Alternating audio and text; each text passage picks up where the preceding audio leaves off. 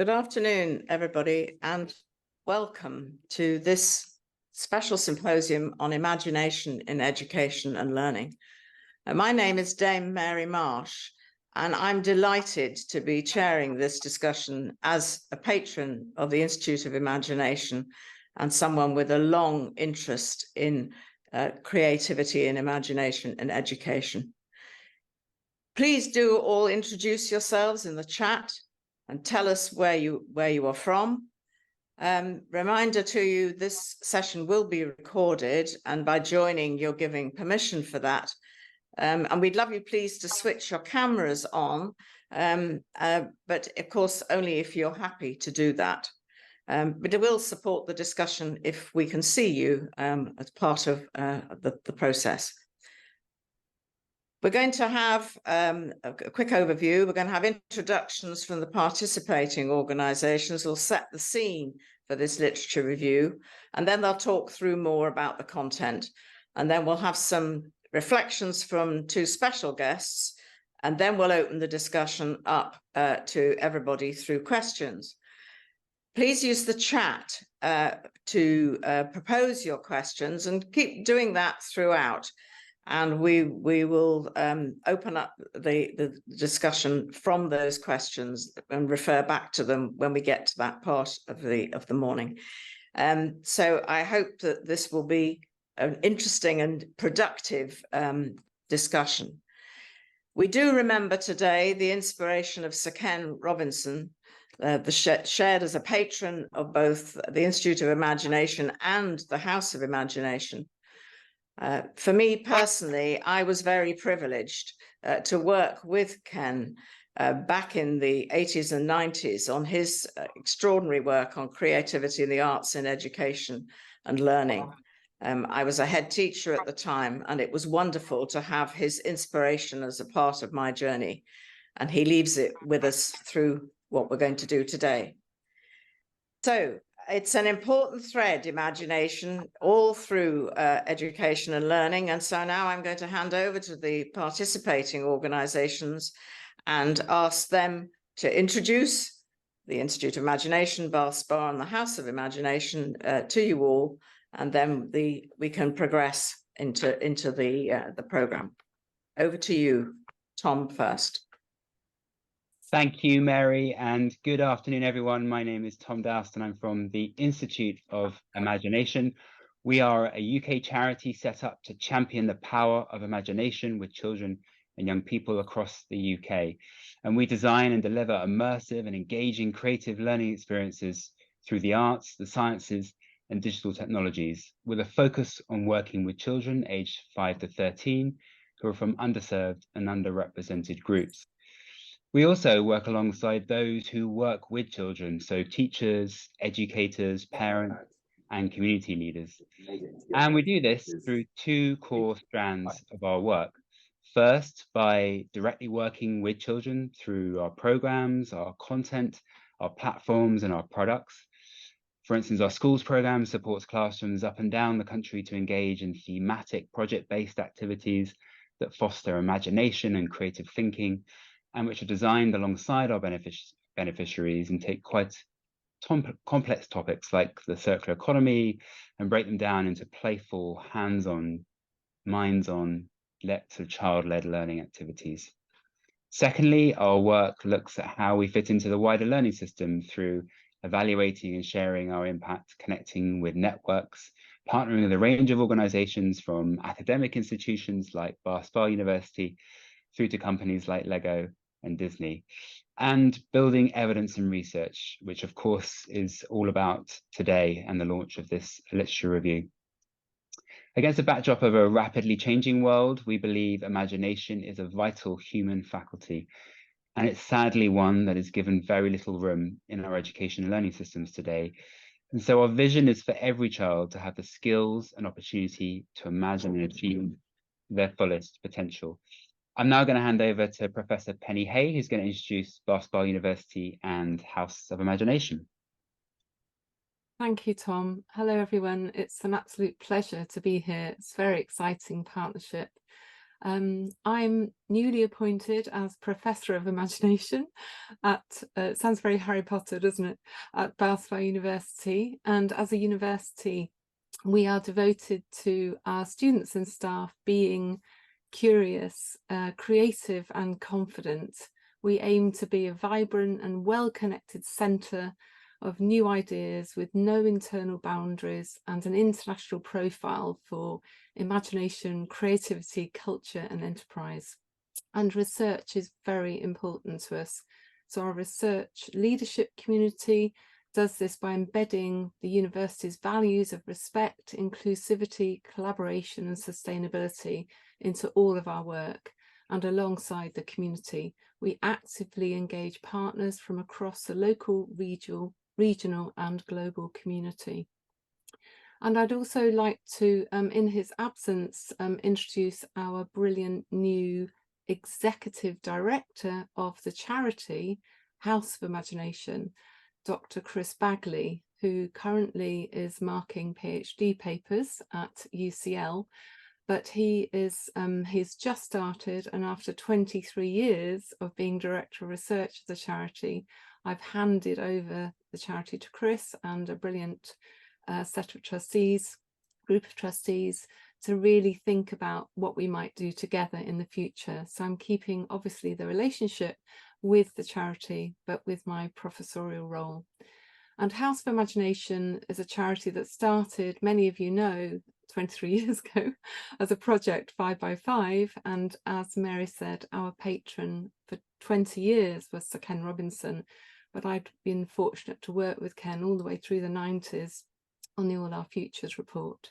And House of Imagination, we renamed in his memory, and sadly Ken died, as you know, in 2020.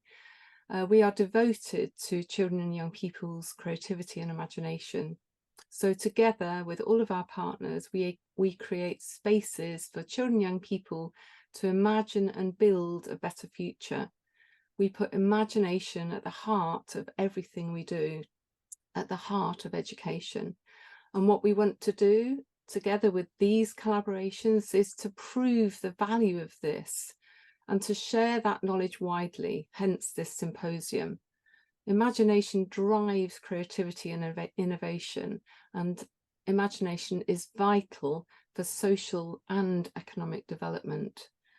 We therefore support and grow imagination in children and young people to create a better future. And just to end on, as a follow-up, you might want to look at the partnership projects that we have alongside Bath University and House of Imagination, and you may know them as our signature projects, School Without Walls and Forest of Imagination, both now in their 11th and 12th year. So thank you, and I'll pass back to Mary. Okay, thank you both very much. And it's wonderful that your three organisations have been so committed to the helping this research get completed. So I'm now going to hand back to you, to Tom and to Penny, and also to Tucci, who are the three authors of this review, and they'll set the scene for us for the rest of the preliminary discussion of the findings of the research. Over to you, Tom, Penny and Tucci. Thanks, Mary. So as Mary said, we'd just like to begin by setting the scene for the literature review before talking through the methodology and highlighting some of the themes that emerge from it. So why this literature review? So setting the context for that, well, we felt it was important to kickstart this process of developing this review, this research on imagination in education and learning, because it's an important coalition of organisations, Bath Spa, House and the Institute of Imagination. We felt it was really significant to come together to bring further credibility to our work and hopefully to others as well, but also to ensure that the work that we are doing is informed by the research and supported by the research, as Penny spoke about earlier, which can obviously then influence our practice and give credibility to our practice. Now, we're really aware that the research is just one part of what we do across all of the organizations. So we're really keen to sort of build this momentum, connect with fellow travelers in this area and join us on this journey.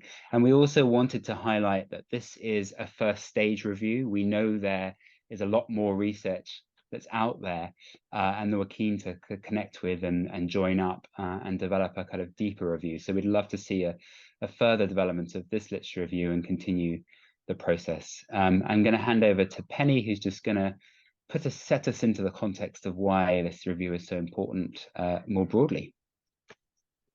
Thanks, Tom. And yes, it's been an absolutely brilliant partnership, and long may it last, or forever, I hope. And together, what we've been doing is responding to the state of education across the world, actually, not just in the UK context. We all recognise the importance of reigniting opportunities for imagination in learning at all phases, for all children and young people, for everyone. And imaginative and creative learning is lifelong. My PhD supervisor was Anna Craft, actually. Sadly, she died in 2014, but really instrumental work. And Sir Ken Robinson, our patron, as you heard, obviously the seminal text in All Our Futures, and Ken's manifesto, Imagine If, which was completed after his death by his daughter, Kate Robinson, who is also our patron now. And they talk about the power of imagination as a unique human capacity, one that allows us to bring to mind things that aren't immediately present to our senses and to envision alternative possibilities. Vlad's talking later, so a note to Vlad, I can see him in the room. And Sir Ken said that imagination is what separates us from the rest of life on Earth. It's through imagination that we can create worlds in which we live. We can also recreate them. And interestingly, the UNESCO report a couple of years ago, Reimagining All Our Futures Together, led by a good friend and colleague, Noah Sobe, talks about building imagination and possibility through arts education. But of course, creativity and imagination is in everything, not just the arts, but manifested through the arts daily. And together we hope to engage and empower all children and young people through imaginative activity. And just to end then, just to shine a light really on the partnership with Bath Spa University, and it's vital in this area, in this context, because we want to share our work in an international arena, and we'd very much like you to be involved as well. Back to Tom. Thank you, Penny. Great. It's a great pleasure as well to invite Tucci, who we work with on this project and who led on the methodology of the literature review, to give us a short reflection on this research. So over to you, Tucci, to introduce yourself. Thank you, Tom. Good morning, everyone. I'm really pleased to be here today and to share my journey and what I've learned from this fantastic project, the Literature Review on Imagination in Learning and Education. It's been an amazing experience for me, and I'm really grateful for this opportunity. This project began while I was doing my work placement at the IOI, and as a researcher and a mother working at nonprofit organizations with deep commitments for nurturing creativity in children, this project is really close to my heart. So imagination is like a secret key that unlocks a child's full potential in our, as you know, in our rapidly changing world, where the boundaries of knowledge are ever expanding. Fostering imagination in these young minds has never been more crucial. So our literature review shows that it is essential as a foundational skill for today. During this journey, I had the privilege of working with exceptional minds whom you have met recently: Dr. Penny Hay, Professor of Imagination at Bath Spa University, Dr. Vlad Glavny, founder and president of the Possibility Studies Network, and Tom Dust, who is the executive director at IOI, whom became both my mentors and also partners in this adventure, and their guidance actually enriched our research. When it comes to our methodology, it began with a systematic review of academic research. What we did is we aimed to identify valuable sources and gaps in the literature. We started with a pool of hundreds articles, but narrowed it down to critical 34 articles, which were accessible through Goldsmiths, University of London Library, and our desktop research. After this, we organized our findings into a table categorizing sources into journals, published books, and also other publications. We then examined all these texts and extracting main themes and keywords, crafting brief definitions for each subtheme. Our approach involved creating critical synopses for each of these articles. One of the most significant takeaways from this literature review is that imagination is not a luxury. It is a fundamental necessity in education. It enhances learning, sparking curiosity to promoting problem solving. And the stories we found from this research were truly inspiring, showing how imagination can change education for the better. But what makes this project really special is its real-world impact. It wasn't just an academic exercise, but it's actually blueprint for action. And IOI, Bath University, and House of Imagination work together actually to embed imagination in education and learning. And today's symposium is just one step in this broader journey, which will take us toward reimagining education for the better. Thank you for listening. I'll just hand over to Tom again. Thank you, Tucci, and thank you for all your wonderful work you did with us that really formed the foundation and bedrock of this literature review. So I'm going to briefly highlight some of the key messages that have emerged from this literature review that we'll be sharing with you as a publication after the symposium today. And I guess, first of all, what were the drivers that led us to doing this piece of work? And there were kind of three main areas. Firstly, to deepen the discussion around the opportunities imagination can open up for children and young people, to continue to grow the evidence that can inform practice across the education and learning system, and to be advocates as organizations for the importance of imagination with a whole range of different audiences and stakeholders that we're working with. And I guess also we're really interested in the impact the shift in curriculums is having not only on children and young people, but also on teachers and educators. So, what has been the impact of the last 10, 15, 20 years, and how and why is it important now to reignite this debate around the importance of imagination and creativity? And over the past 5 or 6 years, we've seen some momentum here in the UK and internationally to highlight and amplify the importance of imagination and creativity in learning. In 2017, we obviously had the Durham Commission looking at how we can bring creativity into the curriculum and how it can be accessed by all, particularly through schools.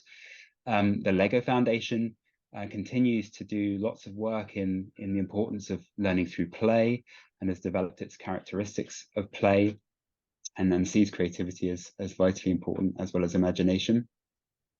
Creative thinking is being seen as a kind of characteristic that can embed into learning, and the OECD has done work on this recently launching its creative thinking assessment, which references expressions of imagination. The Arts in Schools report from A New Direction, and led by Sally Bacon, has brought to the fore again the importance of art subjects in education, which have taken quite a hit over the past few decades. And reports have also pointed to the kind of increased volatility that children are facing from the growth of things like AI and automation, alongside social, environmental, and political challenges. So from our literature review, we saw 4 emerging themes, which, if you like, form the pillars of our research and this paper. First, and probably most obvious, creativity, and amongst others, and we've already referred to Ken Robinson, but in the literature review, we referred to his description of creativity being characterized as the application or the applied imagination. The second pillar was fertile ground, and here we looked at sort of creating the spaces and opportunities to enable imagination to open up possibilities and hope and that opportunity for collective action. The third emerging theme was formation of being, so providing kind of agency and empowerment to connect with and be playful with our imagination. And the fourth theme was wisdom, so developing that kind of intelligence through questioning, inquiry, and critical thinking. And you'll be able to read more about these in the literature review. as we were looking at these emerging themes, we then sort of started to categorize them and understand how they sort of fit together and aligned. And that led to the development of what we're calling an imagination wheel. And it's kind of like a visual alignment of literature reviews, emerging themes. It's an interpretation of how the literature can help us inform our pedagogy and our practice. And as you can see in the wheel, imagination sits at the heart, surrounded by those 4 key pillars that I've just talked through. But then it's kind of further distilled through a series of sub-themes, and these sub-themes then lead to or inform dispositions and competencies, which ultimately lead to characteristics of imagination, which for us as organizations is really important in terms of validating the work that we're doing with children and young people directly on the ground. So we're really looking forward to sharing this review with you and to publishing that with you on BASPA and for you to have a look at that and sort of welcoming your reflections. But I'm gonna, for this initial reflection, gonna hand back to Penny to have some reflections from special guests that we've invited here today. Over to you, Penny. Thank you, Tom. Excellent. Yes, we have 2 very special guests who we've invited to reflect not only on the review, but also the importance of imagination, and in this context, in education and learning. So it's my pleasure to I'll introduce them both together now, and then one after the other. So Rob Hopkins, many of you know, is the founder of the Transition Movement and author of From What Is to What If, Unleashing the Power of Imagination to Create the Future We Want. Brilliant, brilliant book. And an aligned podcast, From What If to What Next, which I was very happy to be a guest on.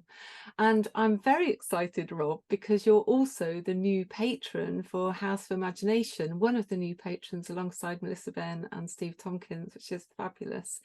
And also Professor Vlad Glovenew, who is a full professor of psychology at Dublin City University, and is the founder, as Tucci said, of the Possibility Studies Network. And I'm also delighted to be working with you in the space of ecological imagination. So let's go to Rob first. You know you've only got a couple of minutes, but you can reflect later on the questions that come in from the group. Rob. Okay. Thank you so much, and lovely to see you all. And so for me, one of the things that reading this fantastic piece of work triggered was about the importance of curiosity and cultivating curiosity. And I was recently reading an amazing book by Robin Maynard and Leanne Beta-Samosake Simpson called Rehearsals for Living, which just came out. And I just wanted to read a little quote from that, which I thought was just beautiful. So, a lack of curiosity. This is what differentiates the violently speculative project of Western civilization's last 500 years from what I would call imagination. We're speaking, after all, of a worldview so insecure, so based in ambition and domination, that it was unable to imagine even the existence of our life worlds, except as suffused with pathology, degradation, and lack. This worldview saw our ways of organizing life, our ways of kinship and knowledge of the natural world, and wondered at nothing, saw nothing but empty space, savages, resources to be stolen and hoarded, and worse still, when they encountered the complexities and richness of earthly life, they chose to impose their worldview upon it, with all alternatives dismissed, persecuted, and driven underground. This drive towards sameness and hierarchical inclusion would have required a paucity of imagination matched only by an arrogance that it is difficult to comprehend. Isn't that fantastic? And in the same way that lack of curiosity is so central has been so central to colonization, I think it's still really, really apparent in our education system. And when I wrote From What Is to What If, the chapter that I researched about imagination was one of the most heartbreaking things I researched. Every time I write a book, I have to write a bit about where we're at with climate science, which is always utterly harrowing and heartbreaking. But actually, that was pretty much the same. And this sort of driving of curiosity out of young people, it just blocks so much. And I love John Dewey's definition of imagination as being the ability to see things as if they could be otherwise, which feels like the superpower that we really, really need so much. So I love this piece of work, firstly, because I always like things that save me time in terms of they give me loads of really interesting things to read that I don't have to go off and do all the research. It's already there. I think it's really good in terms of giving more rigor again to all the fantastic work that all of you are doing in this kind of space. And I think it also is one of those things that gives us a really great flag to kind of rally around, and how important it is. I'm a great believer that everybody should leave school as a fully fledged imagination activist, and profoundly curious about the world. And just the last thing I wanted to say was I feel like Tom just mentioned the 4 themes that run through the report: creativity, fertile ground, wisdom, and the formation of being. I guess a lot of my work is around trying to push the climate movement and movements around climate justice, around saying, actually, those are great foundations for social movements too, not just for education system. And if we imagine that we're going to bring around the change that we need in the time that we have, but it has to feel like a long walk home in the rain on a cold November Thursday, I don't think we're going to do it. And I think there's so much that actually activism can learn as well from the key themes that this report identifies. Thank you very much. And I'm going to hand over to Vlad. Thank you so much, Rob. And I think this is a call to action. We need to all be imagination activists. So Vlad, over to you. Thank you. Thank you. Thanks, Rob, and thanks, Penny. We have a bit of a spell of sun here in Ireland, so you might not see me very well, but to say that I'm delighted to be here, and big congratulations to the authors of the report. It's so exciting to see something so thorough done on the topic of the imagination, a key topic in my own work, largely on creativity, but also connected to imagination and wonder and a bit of curiosity, as Rob reminded us. As a socioculturalist, what excites me the most about this report is that it really looks at imagination as a lived practice, and it connects it to the world and to others and to culture. I study a little bit the history of how we think about creativity and imagination, and I adopt a very pragmatist approach to it that I think we share here, which is to understand what kind of dichotomies we usually put in place when we think about the imagination, and what consequences these dichotomies tend to have, including in education. So one of the big ones would be the separation that sometimes people assume between imagination and reality. What you imagine is what you imagine, and what is possible and could be, but it's not there. The reality is different. Reality is what is. And of course, from the big themes of the report, and from a lot of work, and some of my mentors like Vygotsky and other thinkers, there is such a mixing of reality and imagination. Whenever we imagine, these two aspects are completely braided and interacting with each other. You cannot imagine without being grounded and immersed into your context. This idea of immersion is very important, but imagination gives you also this possibility to be a bit detached in a way of aspects of your context, to reimagine and reconceptualize them, so that you can transform that particular life context. So what Rob was saying right now about activism and imagination speaks very, very strongly to this theme for me, that imagination is not existing outside of the world. It's an absolute force of living in the world and changing the world. Another dichotomy that I keep kind of reading through when I look at articles, or the way just people talk about the imagination, has to do with this idea of the mind and the body. And as a psychologist, trained as a psychologist, I often, I have a lot of colleagues who work on the neuroscience of creativity, of imagination, which are fantastic topics to think about.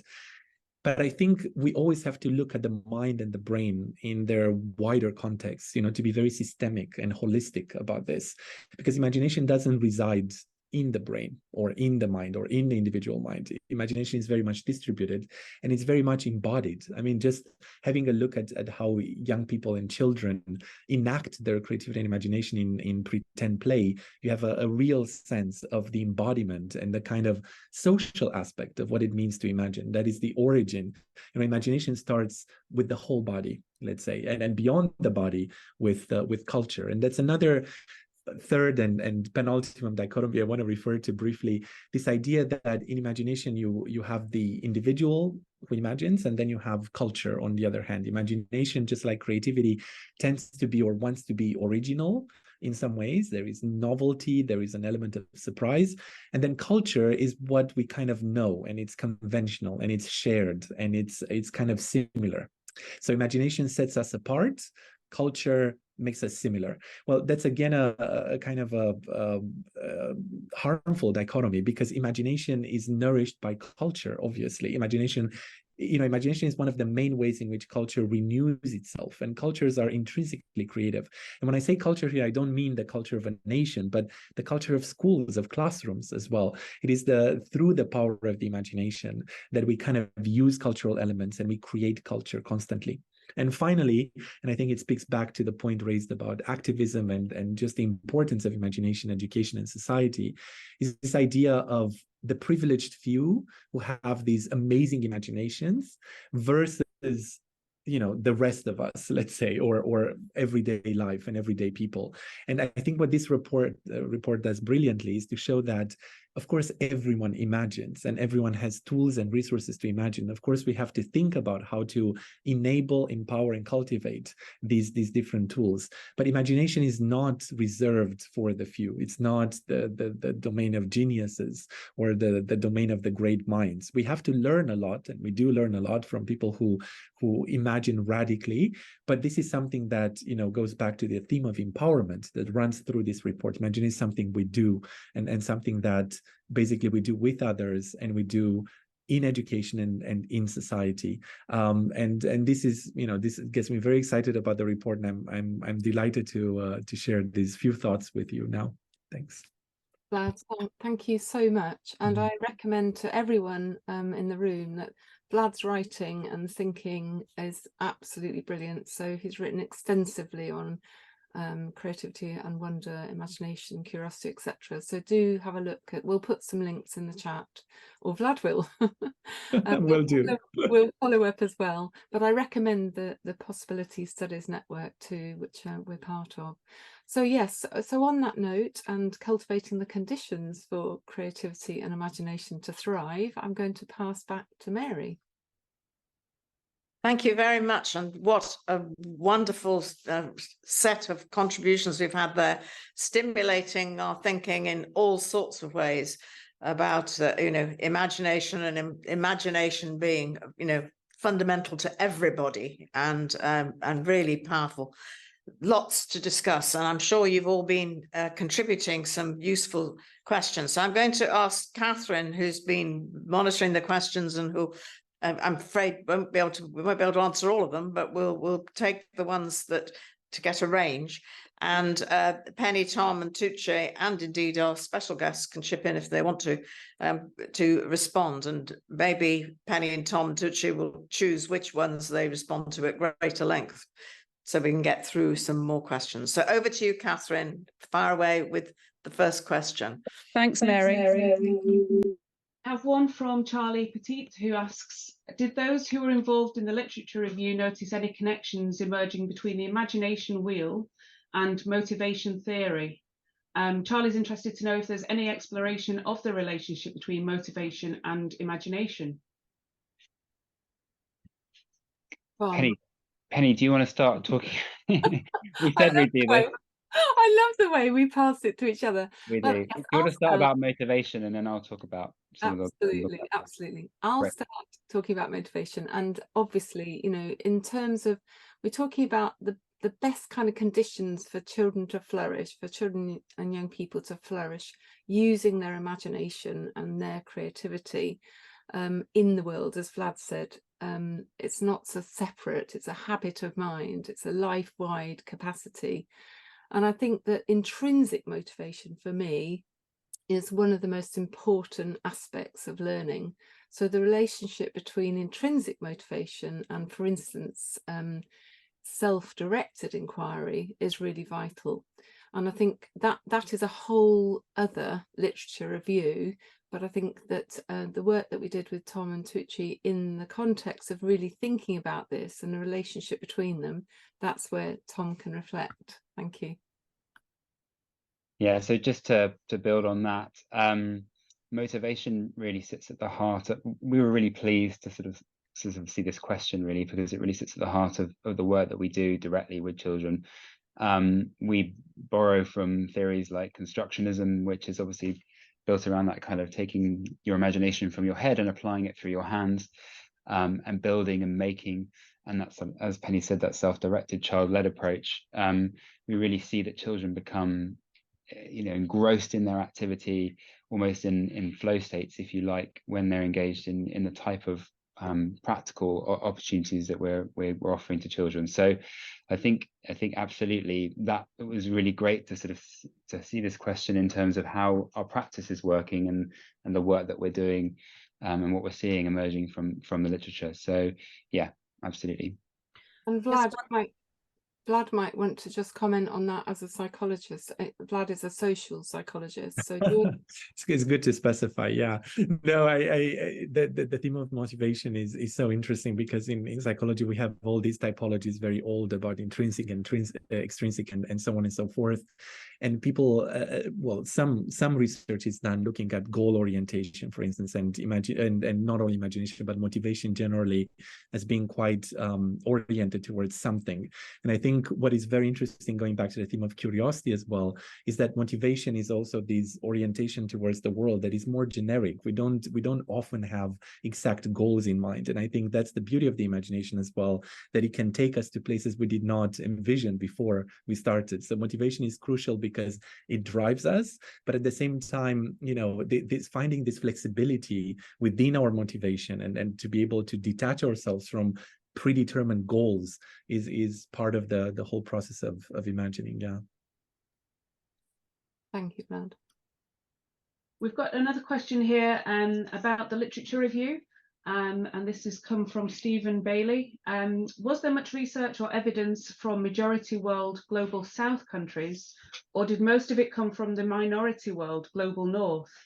He's thinking about Suzanne Gaskin's work, for example, from 2013, where she suggests that imaginative play is more common in the latter, especially where parents and adults get involved in play.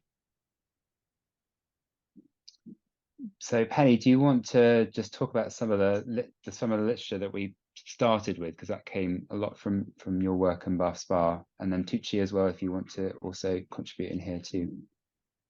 Yes, it's a really good question, and I'm actually going to ask Vlad to come in on this, because Vlad's written a journal all about creativity and imagination. But I think the important point you make is that we're very conscious that we don't want it to be led by literature from the global north, and increasingly our work, especially at Bath Spa University, is working across the global north and the global south, and we have partners in our Global Academy for Liberal Arts across 28 different universities across the world. So I think that the example you use is a good one, because it means that we can then investigate these areas as our next point. This is our first iteration, and obviously Tucci led on this, but I think let's just bring Vlad in quickly and then hand back to Tom and Tucci. Well, just to add a little bit, I mean, the north-south and kind of the cultural grounding of imagination as well, and the historical grounding of our conceptions is important. But also I'm thinking across disciplines, there's a big effort and a big push that needs to still continue to break down these silos of where these concepts fit. Because we mentioned possibility studies, and I put some links in the chat, if we bring together things like creativity, imagination, innovation, improvisation, and many other concepts, we notice that they anchor in specific disciplines. So I would say that there is a lot written in psychology about the imagination, but very often in a cognitive manner, and sometimes reducing it to imagery. And then you have a rich literature in philosophy, of course. Then you have the educational literature, and then more and more you have other domains like business and management, kind of coming and contributing very interesting pieces, especially in the arts of management kind of literature. So I think the important thing is also to kind of look across and break down these silos. Yeah. And Stephen, thank you for your question, and we would really welcome that. Thank you for putting that literature in the chat. But we'd welcome more literature recommendations as well. As I said at the beginning, this is the first stage. We know it has some limitations, and we're really keen to develop that second phase through another literature review, building on the first. Catherine. Yeah, another question here from Irman Durand, who asks, applied sciences is studying the use of imagination in transforming how we think about futures, and has a literature review on how current methodologies help us to imagine transformative futures, being published early next year. Sorry, and I'll take that one because I know Ermin, and I just want to congratulate Ermin on all of your work in this space. So I'm lucky to be part of one of Ermin's groups with the Learning Planet Alliance, which is all about the imagination space. Do you want to say something about that, Ermin, while you're on the call? And actually, I had the pleasure of I know that although I had a broken arm, I still have a broken arm, but I met Ermin in the Forest of Imagination. I fell in the beaver's den, but I was stepping over a child's hand not to crush it. So Ermin, come in. Thanks so much, Penny. Thanks, everyone. It's great to be here. Yes, as Penny said, together with the AIM, the organization I work for, and Learning Planet, over the past year have been working on building a global community of practice around imagination in education, how it can be transformative. So we're very fortunate and happy to have Penny as one of the members of that global community. We're really looking to build a community of practice and a knowledge base, and to build research around education and its transformative aspects, but also how we nurture imagination in the classroom and in all learning spaces, not just defined within the walls of a classroom. And I just dropped a comment in the chat about a postgraduate student at the university, Laurea University of Applied Sciences in Finland, who's currently doing a literature review as well around imagination for transformative futures. And I was wondering if they're not wondering, I was just suggesting that there might be some interconnections with this particular literature review as well. Thank you.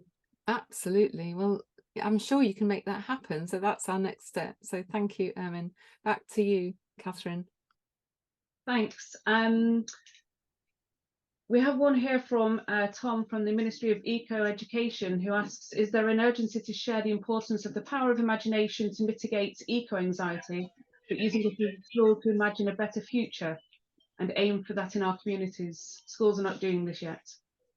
Yes, Tom, I'm so glad to see you on the call. I'm going to pass that one over to Rob Hopkins, because I think in terms of your invitation, the call to action to all be imagination activists, I think in the face of the climate emergency, the ecological emergency, the biodiversity emergency, I think it's absolutely vital that we are attending to these issues. So Rob. Yeah, thank you. That's really the question that underpins. Somebody's got their microphone open. I wonder where that is. Thank you. That's really the question that underpins a lot of the work I'm at the moment. I know they're still there. I don't know where that is. And because for me, I'm just starting to research a book about time travel as a tool for activism. And I'm really inspired by particularly a lot of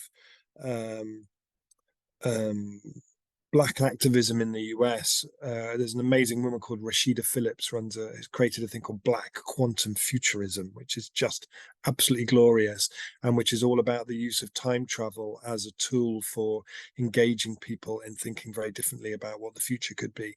And I feel like the work that I do, so when I do talks now, I don't just present them as a whole bunch of ideas.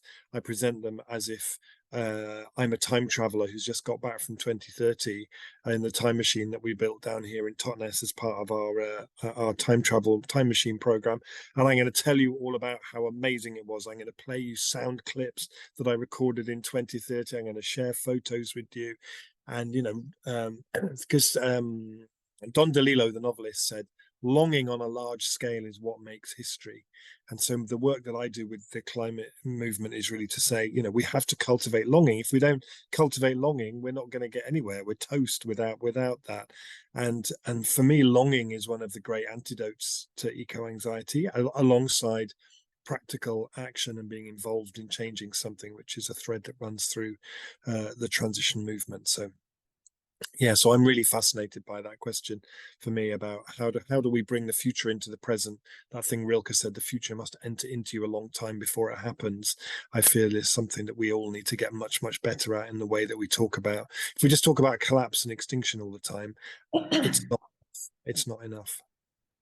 Beautiful, Robert. And I think that notion of hopeful futures, and certainly with Forests of Imagination, we are responding to the ecological emergency with imaginative solutions and engaging the community. So with our university working alongside the creative cultural education community of the city and locality, but also Forest is on the move, so watch this space. But yes, I'm going to hand back to Tom. Catherine. Yep, we have another question from Michelle Dorian. Can you elaborate on the challenges and barriers we face trying to get imagination and creativity pedagogy more accepted and normalised in schools and community organisations? Yeah, I'm really happy to kick this one off. Assessment and curriculum aside, we are finding in our work that if teachers can see the value of imagination and creativity and can integrate it into their curriculum and everyday work, and can see the value of how it's engaging their students and their pupils, then schools really do take this on board. And you know, our flagship work with schools program is growing rapidly, I think largely because many children are coming back from the pandemic disengaged in education. They were before the pandemic, but even more disengaged. And we know that 1 in 10 children are not consistently attending school at the moment across the country. And, you know, we believe that's largely because they're just not actually enjoying their lessons. But also, there's something around sort of, you know, attainment and making sure that children are actually at school and enjoying their learning. So we find that our program is able to support teachers and head teachers and senior leaders in schools to be able to win that argument over that you know, learning should be fun, it should be playful, it should be engaging. So we are finding it as a barrier, but we are also finding that we're able to overcome that barrier with the schools that we work with. And then I guess more globally, looking at some of the research that is being done from organizations like the Lego Foundation and the OECD, you know, we're seeing that creativity and creative thinking and playful learning and learning through play are characteristics that global bodies are beginning to sort of, you know, trumpet and highlight the importance of in a global kind of system. So we know that some organizations and education ministries in whole countries are starting to take that more seriously and take that on board. So we're a bit of an outlier here in England, but we hope that we're seeing a larger shift happening more globally across education systems. I'm not sure if anyone else wants to add any more comments to that. Tucci, did you want to come in, Tucci, on this one? I think Tom covered everything, but it also links to the assessment part of it, which I know that IOI looks into this, how we assess creativity, how we assess children's actually curiosity. This is also one comment which should be embedded in the education also. Just that would be my addition. I'm happy to take the next question if you're okay, Penny and Tom, by the way, about the parental role. Please do. Catherine, would you like to read it, or would you like me to? Yes, you can read it. That'd be great. Yeah, of course. Florence Lupton, in education circles, we often hear a lot about the impact of schools. Did you find anything in your review about parents' contribution? And there's another comment to this. I'd be also interested from Bijal. I'll be also interested to hear if any research looks at this, especially given we know that the role of parents is important in other areas, such as reading, children at home, and academic achievement. It's a great question. Thanks for asking this, because the adult role in fostering creativity was another topic that we discovered during this literature review. And it's also important that the parental involvement cultivates creativity with the children, and they can foster creativity by encouraging recreational reading and facilitating open discussions about children's feelings. It also links to their feelings also. And we've seen, I'm happy to share the sources with you. We have seen multiple papers which emphasize the need for parental guidance, encouragement, and also active participation in fostering children's creativity. I hope it answers your questions, and I'm happy to share the sources with you.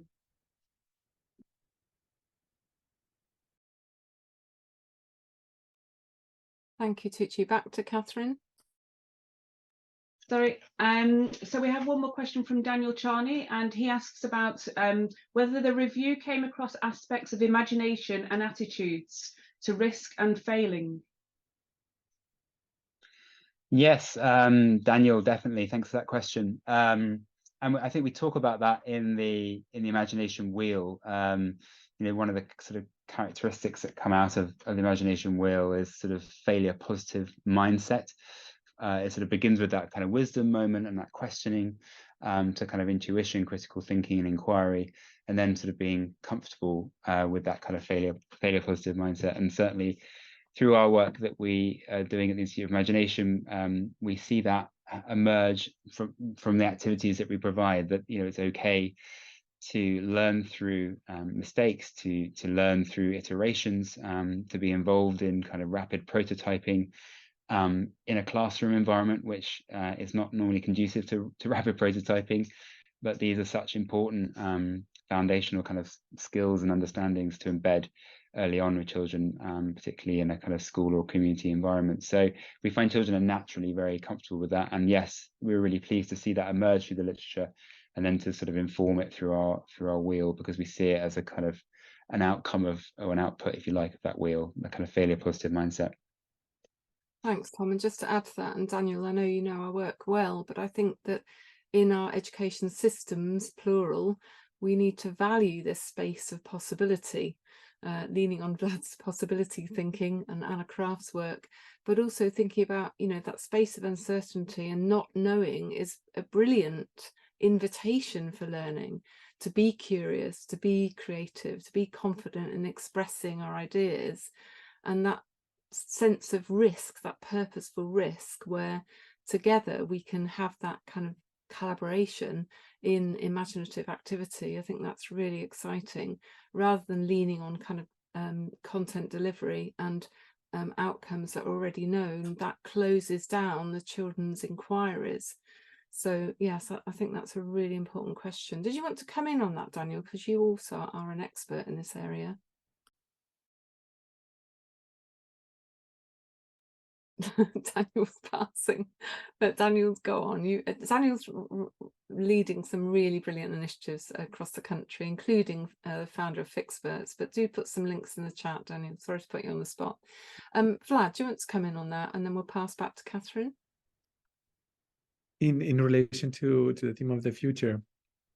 Yeah, and I think the idea of risk and uncertainty, I think particularly. Yeah, well, this is exactly that space that possibility studies, right, tries to inhabit, this idea of getting ready for unscripted, undetermined futures, and imagination is such a big part to play in it. And I think what we need to remember also, and this comes from psychology, and also, you know, imagination can have also darker sides to it that we need to confront and acknowledge, the fact that we can, you know, it can be involved in things like anxiety as well.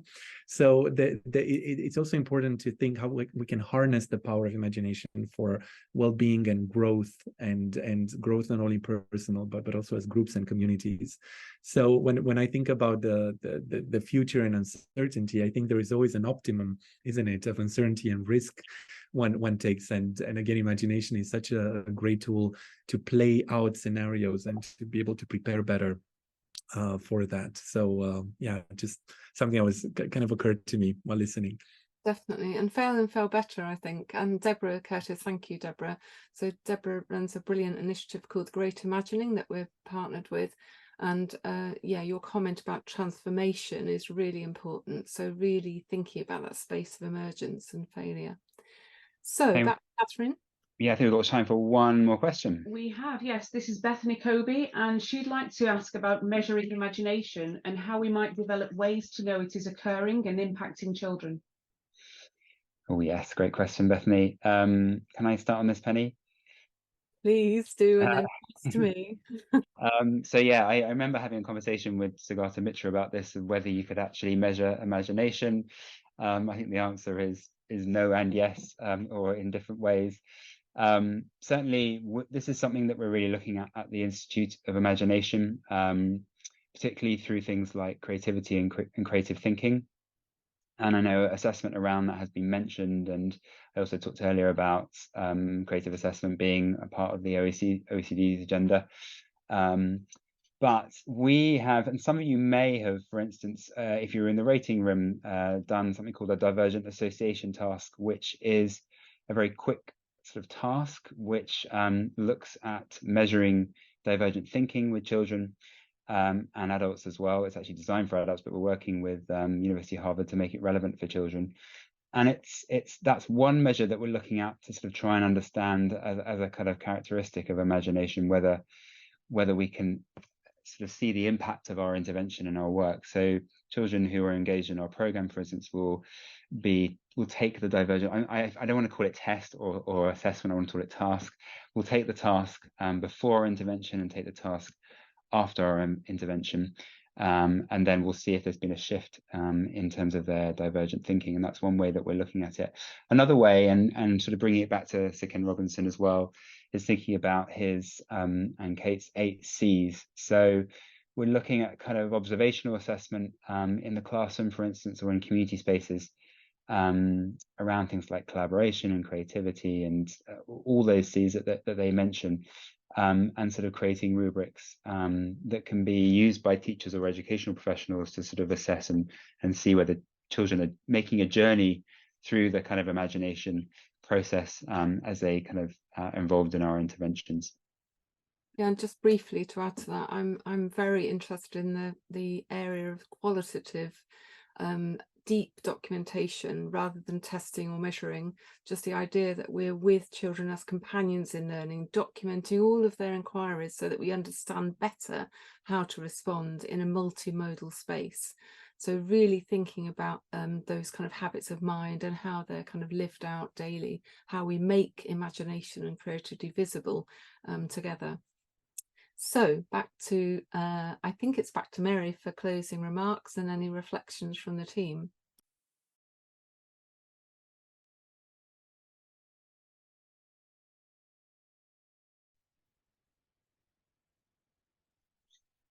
Sorry, I'm unmuted out. Right. No, thank you all very much. And I think there is a powerful call to action, everybody here. I don't know whether Tom and Penny, you want to highlight some key points about what we can do moving forward. But that'd be great, Mary. Please hand over to you two just to wrap us up, because we need to stop on the hour. Yeah, thank you. Well, first of all, thank you everyone for attending and joining in the conversation. And there's some fantastic commentary happening in the chat. I've got one eye on it and I can't wait to read it in its full glory. But yes, this is a coalition of organizations that are kind of leading this sort of working, sort of wishing to lead this change. So we are asking you all others to sort of join us. We hope that this literature review and the other work that's going on is a really strong call for action for the future of education and an important backdrop for children and young people as they become more and more disengaged in our education system. And so we'd really like to grow this work. We'd like to build momentum around it as we journey into next year and just look at sort of how that fits into the wider shifts that are happening around the UK, but also internationally. So this is the first phase piece of work. Please do connect. We do have a special email address set up to collect conversation and communication.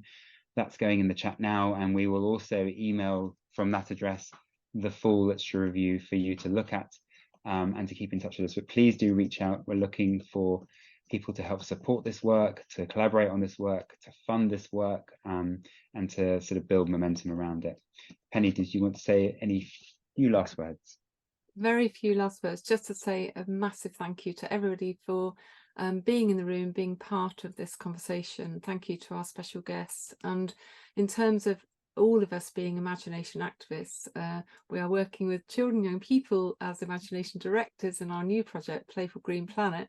And I'm going to end with a quote from Ursula Le Guin, who says, "It is above all by the imagination that we achieve perception and compassion and hope."